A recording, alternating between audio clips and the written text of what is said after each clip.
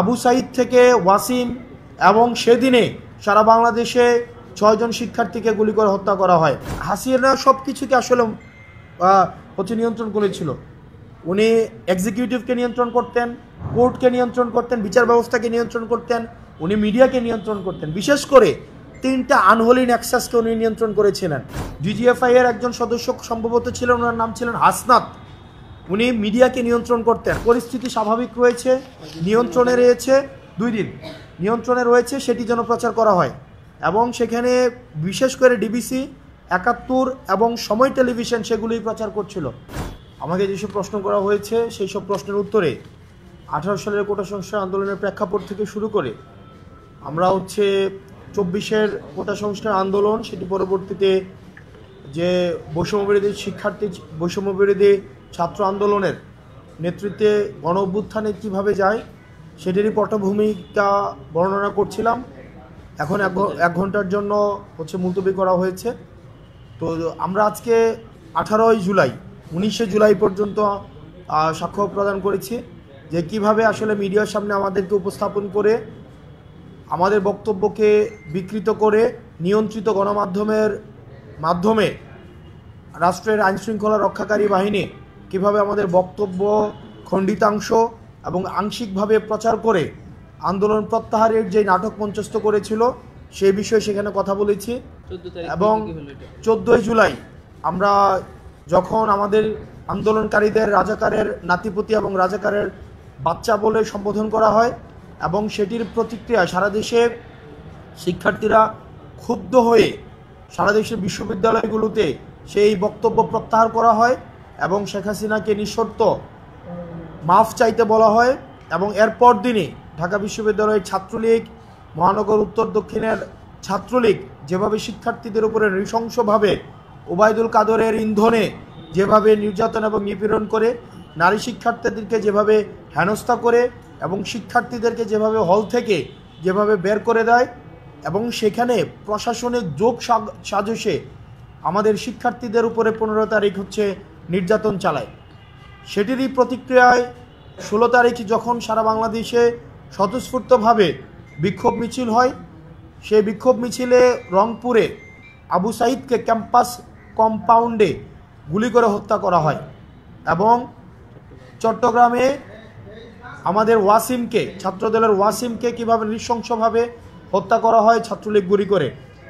আবু সাইদ থেকে ওয়াসিম এবং সেদিনে সারা বাংলাদেশে 6 জন শিক্ষার্থীকে গুলি করে হত্যা করা হয়, সেটিরই প্রতিক্রিয়ায় আমরা 17 জুলাই যখন গায়েবানা জানাজা করতে ঢাকা বিশ্ববিদ্যালয়ে আমরা আসি, আমাদের এজেন্সি আমাদেরকে চাপ প্রয়োগ করে যেন আমরা গায়েবানা জানাজা না দিতে পারি এবং বিশ্ববিদ্যালয়ের যোগসাজসে তখনকার নিয়ন্ত্রিত ইউজিসি বিশ্ববিদ্যালয়গুলোকে বন্ধ করে দেয় এবং গায়েবানা জানাজায় আমরা দেখেছি পুলিশ, বিজিবি এবং রাষ্ট্রীয় আইনশৃঙ্খলা বাহিনীর সমন্বিতভাবে শিক্ষার্থীদের উপরে tear shell, rubber bullet, sound grenade সেখানে চালানো হয় এবং সেদিন রাতেই আমাদেরকে বাসা থেকে তুলে নিয়ে গিয়ে পদ্মাতে মিটিং করানোর চেষ্টা করে এবং সেটি আমরা প্রত্যাখ্যান করি। সেদিন রাতের আমরা কোনোভাবেই আমরা বলেছিলাম যে আমরা আমাদের নেতৃত্ব স্থানীয় যারা আছে তাদের সাথে কথা না বলা ছাড়া আমরা কোনো মিটিং করতে পারবো না।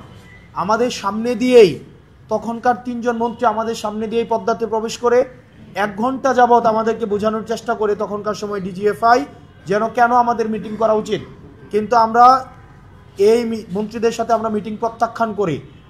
1 ঘন্টা পর আমাদের সামনে দিয়েই 3 জন মন্ত্রী বের হয়ে যায়, অর্থাৎ আমরা কোনো মিটিং করি নাই। ওই দিন রাতেই মিটিং করাতে ব্যর্থ হয়ে আমাদেরকে মৎস্য ভবনের সামনে সেফ হাউসে, মৎস্য ভবন এবং আন্তর্জাতিক মাতৃভাষা ইনস্টিটিউটের মাঝে একটা ঘর আছে, বাইরে থেকে সেটাকে পরিত্যক্ত মনে হয়, বাইরে থেকে মনে হয় যে এটা পরিত্যক্ত, কিন্তু ভিতরে আধুনিক ব্যবস্থাপনা সবই রয়েছে, যেটাকে আইনশৃঙ্খলা রক্ষাকারী বাহিনীদের ভাষায়, এজেন্সির ভাষায় যেটাকে সেফ হাউস নামে ডাকা হয়। সেখানে আমাদের সারা রাত ভোর ব্যাপী আমাদেরকে জিজ্ঞাসাবাদ করা হয়, আমাদেরকে চাপ প্রয়োগ করা হয়, পরিবারকে জিম্মি করা হয়, যার যে স্থানীয়ভাবে ছাত্রলীগ দিয়ে পরিবারকে হেনস্থা করা হয় এবং আমাদেরকে মিটিংয়ের জন্য আমরা বসি সেটির জন্য আমাদের চাপ প্রয়োগ করা হয়। সেদিন সকালে এসে আমাদের এজেন্সির একজন আমাদেরকে হুমকি দেয় যে আমরা যেন মিটিং করে সারা দেশের সামনে আমরা যেন বলি যে আমরা আন্দোলন প্রত্যাহার করে নিয়েছি, তাহলে আমাদের লাইফ সেটেল করে দিবে, বিদেশে আমাদের লাইফ সেটেল করে দিবে, এই বিষয়গুলো আমাদেরকে বলেন। আমাদের সারা দিন ব্যাপী আমাদেরকে নির্যাতন করা হয়। সেদিন জুম্মার নামাজ ছিল, আমাদেরকে নামাজ পড়তে পর্যন্ত দেওয়া হয়নি। সেদিন আমাদের ফোন থেকে বিভিন্ন সমন্বয়কদেরকে ফোন দিয়ে তাদেরকে ধরে আনা হয়, হাসিবকে ধরে আনা হয়, আমার ফোন থেকে ফোন দিয়ে হাসিবকে সেদিন উঠিয়ে নিয়ে আসা হয়। দুঃখজনক বিষয় হচ্ছে সেদিন আমাদের সামনে বসে আমরা দেখতে পাচ্ছিলাম এজেন্সিগুলো টিভি চ্যানেলগুলোকে কিভাবে নিয়ন্ত্রণ করছিল। বিশেষ করে আমি বারবার শুরু থেকেই আমাদের নিরলস যে সাংবাদিক ভাইয়েরা বস্তুনিষ্ঠ সংবাদ প্রচার করার জন্য সংগ্রাম করে যাচ্ছে, নিরলসভাবে চেষ্টা করে যাচ্ছেন, কিন্তু তাদের মধ্যে কিছু সুবিধাভোগী আওয়ামী পাচাটা কিছু সাংবাদিক ছিল, তাদের যোগসাজশে আমরা দেখছিলাম বিশেষ করে ৭১ টেলিভিশন, সময় টেলিভিশন এবং ডিবিসি, এই তিনটি টেলিভিশনকে কিভাবে নিয়ন্ত্রণ করছিল আমাদের সামনে বসে এজেন্সিগুলো তাদের প্রচারিত খবরকে পরিবর্তন করে দিচ্ছিলেন, তাদের মতো করে খবর প্রচার করছিলেন এবং তাদেরকে নির্দেশনা দিচ্ছিলেন। বিশেষ করে এই তিনটা চ্যানেলকে নির্দেশনা দিচ্ছিলেন পরিস্থিতি স্বাভাবিক রয়েছে, নিয়ন্ত্রণে রয়েছে, 2 দিন নিয়ন্ত্রণে রয়েছে, সেটি যেন প্রচার করা হয়। এবং সেখানে বিশেষ করে ডিবিসি, ৭১ এবং সময় টেলিভিশন সেগুলোই প্রচার করছিল। সেদিন রাতে আমাদেরকে আবার বাধ্য করা হয় আমাদেরকে রাষ্ট্রীয় অতিথি ভবনে যেতে, যেটি সারা বাংলাদেশ দেখেছে যে আমরা রাষ্ট্রীয় অতিথি ভবনে গিয়েছি, কিন্তু এর আগের 1.5 দিন আমাদের উপর দিয়ে কী গিয়েছি সেটি সারা বাংলাদেশকে জানার কোনো সুযোগ দেওয়া হয়নি। দুঃখজনক বিষয় হচ্ছে আমরা সেদিন প্রেস কনফারেন্স করে, আমি বোধ করি সেদিন প্রেস কনফারেন্সের অনেকেই আজকে হয়তো এখানে আছেন, অনেকেই নিশ্চয়ই এখানে আছেন, আমরা সেখানে বলেছিলাম রক্ত মারিয়ে কোনো সংলাপ নয় এবং শহীদদের রক্তের উপরে দাঁড়িয়ে আমরা কোনো সংলাপ করতে পারি না। এবং আমরা সেখানে আরও বলেছিলাম আমাদের শাটডাউন কর্মসূচি অব্যাহত থাকবে, কিন্তু কোনো গণমাধ্যম সেদিন প্রচার করেনি। ডিজিএফআই এর একজন সদস্য সম্ভবত ছিলেন, ওনার নাম ছিলেন হাসনাত, উনি মিডিয়াকে নিয়ন্ত্রণ করতেন, আপনারা জেনে থাকবেন, এবং আপনারা মাঝে মাঝে আমাদেরকে এসে বলেন যে আমরা আপনাদেরকে নিয়ন্ত্রণ করতেন। উনি আপনাদের সামনে আমাকে বলতে বাধ্য করেছিলেন যে আপনার এই বক্তব্যটা প্রত্যাহার করেন, যে শাটডাউন কর্মসূচি অব্যাহত থাকবে। কিন্তু আমি সেদিন গণমাধ্যমের সামনে দাঁড়িয়ে বলেছিলাম না, শাটডাউন কর্মসূচি অব্যাহত থাকবে এবং আমরা আলোচনা ছাড়া কোনো কর্মসূচি নতুন করে দিতে পারবো না, আমাদের পূর্ব ঘোষিত শাটডাউন কর্মসূচি অব্যাহত থাকবে। সেদিন আমাদের পদ্মা থেকে আবার সেফ হাউসে নিয়ে যাওয়া হয় এবং সেফ হাউসে গিয়ে দেখি আমরা সেখানে যা বলেছিলাম সেগুলোকে কেটে দিয়ে বিকৃতভাবে শুধুমাত্র দাবিগুলো উপস্থাপন করা হয় এবং সেখানে বারবার করে প্রচারিত হতে থাকে আমরা নাকি মিটিং করে আন্দোলন প্রত্যাহার করে ফেলেছি, যেটি খুবই দুঃখজনক। এবং সেদিন আমরা সর্বপ্রথম আমরা রাষ্ট্রীয় নগ্ন কাদায় মিডিয়াকে নিয়ন্ত্রণ করার যেই নাটক মঞ্চস্থ হয়েছে সেটির আমরা শিকার হই, সেটির আমরা ভিকটিম হই, এই পর্যন্ত হচ্ছে। এরপরে সেদিন আমাদের সেখান থেকে আবার আমাদেরকে ক্যান্টনমেন্টে নিয়ে যাওয়া হয়, ট্রাইব্যুনালে এতটুকু পর্যন্ত আমরা কথা বলেছি। বাকি কথা হচ্ছে আমরা আমাদের 2টা-2:30 থেকে যখন কোর্ট আবার শুরু হবে তখন আমরা বলবো। এইসব ঘটনার পিছনে আপনার কাকে মনে হয়? এসব ঘটনার পিছনে যে রাষ্ট্রীয় যে ব্যবস্থাটা ছিল হাসিনা নিয়ন্ত্রিত, যে হাসিনা সব কিছুকে আসলে নিয়ন্ত্রণ করেছিল। উনি এক্সিকিউটিভকে নিয়ন্ত্রণ করতেন, কোর্টকে নিয়ন্ত্রণ করতেন, বিচার ব্যবস্থাকে নিয়ন্ত্রণ করতেন, উনি মিডিয়াকে নিয়ন্ত্রণ করতেন। বিশেষ করে 3টা আনহোলি নেক্সাসকে উনি নিয়ন্ত্রণ করেছিলেন, মিলিটারি, মিডিয়া এবং জুডিশিয়ারি। এই 3টা ব্যবস্থাকে, মিলিটারি, মিডিয়া, জুডিশিয়ারি, এর সাথে যুক্ত হয়েছিল ব্যুরোক্রেসি। এই 3টা নেক্সাসকে উনি এমনভাবে নিয়ন্ত্রণ করেছিল যেটার মধ্য দিয়ে উনি রাষ্ট্রের তথৈবচ অবস্থা করতে সক্ষম হয়েছিলেন। এবং প্রত্যেকটা যেই রাষ্ট্রের যেই প্রতিষ্ঠানগুলো রয়েছে সেগুলো স্বকীয়তা বিলীন হয়েছিল। ব্যুরোক্রেসিকে নিয়ন্ত্রণ করেছিলেন, তাদেরকে পোস্টিং প্রমোশন, তাদেরকে আনডিউ ফেভারের মধ্য দিয়ে। জুডিশিয়ারিকে উনি নিয়ন্ত্রণ করেছিলেন, উনি মিলিটারিকে নিয়ন্ত্রণ করেছিলেন, তাদের যে কাজ সেই কাজ থেকে অন্য কাজ দিয়ে তাদেরকে, সেটা আমরা বিভিন্ন সময় এগুলো আমরা বলি। তো আমরা বাকি